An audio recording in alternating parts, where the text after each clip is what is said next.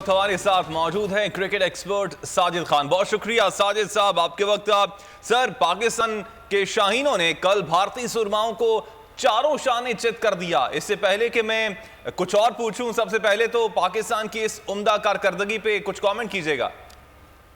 पहले तो आपको जहां पूरी दुनिया में बोल्ड न्यूज चैनल देख रहे हैं, शुएब शेख की तरफ से तमाम उन लोगों की तरफ से जो पूरी इंतजामिया है, बहुत बहुत पाकिस्तान क्रिकेट टीम को मुबारक हो। ये वाकई में बोल्ड न्यूज चैनल था जिसने पहले दिन से कह दिया था पाकिस्तान इस दफा वर्ल्ड कप में कुछ करने जा रहा है। तो ऑन रिकॉर्ड तमाम चीजें मौजूद है। सबसे पहले आप लोगों को बहुत ज्यादा लम्बा पाकिस्तान की हर वो लम्हा बताए पूरी दुनिया में लोग जिसका इंतजार करते। ये लम्हा हम बता नहीं सकते, बयान नहीं कर सकते। 5 दफा पाकिस्तान वर्ल्ड कप में इंडिया से जो मैच आ रहा है और यकीनी तौर पर 20 या 29 साल बाद पाकिस्तान जो इंडिया को हराने में कामयाब हुआ है, तो मैं समझता हूँ हिस्ट्री कायम कर दी है। रिजवान की बात करूँ, बाबर की बात करूँ, 10 विकेटों से जीत के उनको मुंह की खानी बढ़ गई। सोशल मीडिया उनके तमाम चैनल बैकफुट चले गए। ऐसा लग गया उनका मातम का समा वहां पर हो गया है। तो क्यों ना हो मातम का समा, जब वो बोलते थे, जब टीवी तोड़ते थे, वो करते थे, जब कुछ नहीं होता था। कल तक ये इतना सोशल मीडिया में और ग्राउंड में टिकट इतने ब्लैक किए, कोई बयान नहीं कर सकते। मगर वही बात यकीनी तौर पर आपको कामरान भाई बहुत बहुत इसलिए मुबारक हो, बोल्ड न्यूज चैनल ने लबा हक और सच की बात की। और साजिद, कल जब आपसे बात हो रही थी तो आपका यही कहना था कि अगर पाकिस्तान टीम टॉस जीत जाती है तो पहले बैटिंग नहीं करनी चाहिए, और वही हुआ कि पाकिस्तान जब टॉस जीता है तो आधी जीत तो पाकिस्तान की वहीं पर हो गई थी।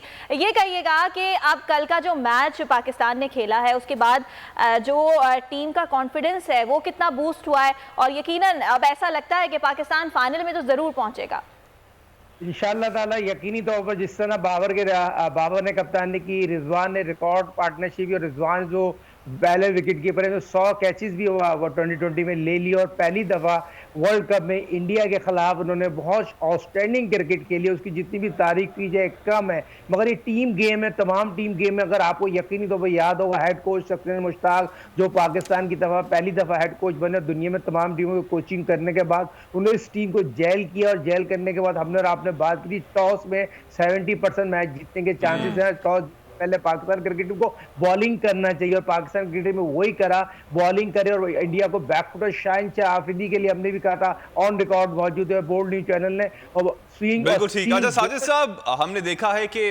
टॉस T20 वर्ल्ड कप में, खासतौर पे इस T20 वर्ल्ड कप में बहुत अहमियत का हामिल हो गया है। पाकिस्तान का अगला मैच न्यूजीलैंड के खिलाफ है, क्या समझते हैं ड्यू फैक्टर कितना अहम रोल प्ले कर सकता है?